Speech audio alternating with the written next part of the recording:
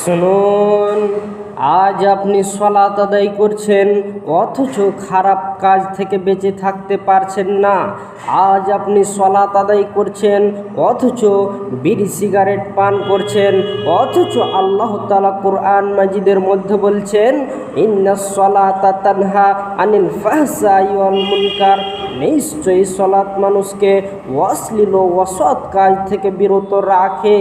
তাহলে আপনি যে সালাত আদায় করছেন অথচ বিড়ি সিগারেট পান করছেন, আপনি যে সালাত আদায় করছেন অথচ খারাপ কাজ থেকে বিরত থাকতে পারছেন না, তাহলে আপনাকে বুঝে নিতে হবে যে আমার সালাত কবুল হয় না।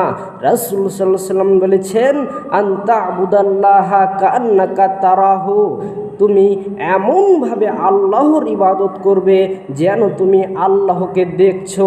ফাইনলাম তাকুন তারাহু ফাইন্নাহু ইয়ারাকা, যদি তুমি তাকে নাও দেখতে পাও তাহলে জেনে রাখো নিশ্চয়ই তিনি তোমাকে অবশ্যই দেখছেন।